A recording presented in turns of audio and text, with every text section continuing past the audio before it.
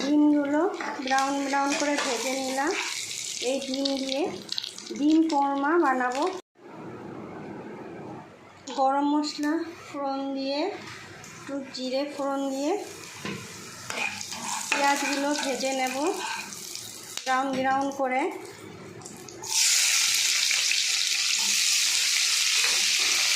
এবার নুন আর হলুদ দিয়ে একটু ব্রাউন ব্রাউন করে ভেজে নেব।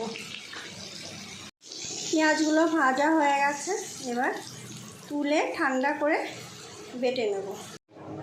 এবার ভাজা পেঁয়াজগুলো দিয়ে দিলাম সব।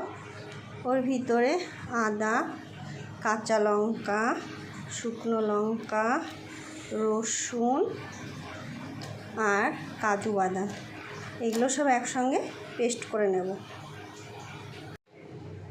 পেস্ট করা মশলাটা তেলের ভিতরে দিয়ে ভালো করে কষে নেব। পেঁয়াজ ভাজিতে নুন দেওয়া ছিল, তাই সামান্য নুন দিলাম। এবার ভাজিটা ভালো করে কষে নেব, কষে জল দিয়ে দেবো। পরিমাণ মতো জল দিয়ে দিলাম। মশলাটা কষা হয়ে গেছে, মশলা থেকে তেল বেরিয়ে গেছে। এবার জলটা দিয়ে দিলাম।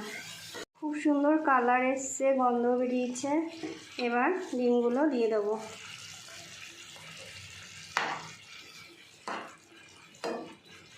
হয়ে গেছে কোরমাটা। একটু ঘি ছড়িয়ে নামিয়ে নেবো। খুব সামান্য ঘি দেবো। এই ডিমের কোরমা, এই রেসিপিটা যদি তোমাদের ভালো লেগে থাকে তাহলে লাইক করবে, কমেন্টে জানাবে আর শেয়ার করে দেবে।